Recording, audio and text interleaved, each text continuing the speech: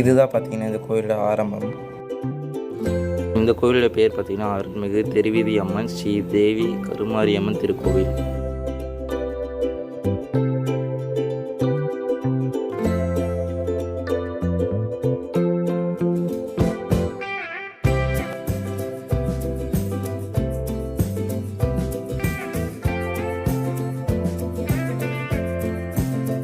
கோவில் ரொம்பவே நீட்டாக மெயின்டைன் பண்ணியிருக்காங்க.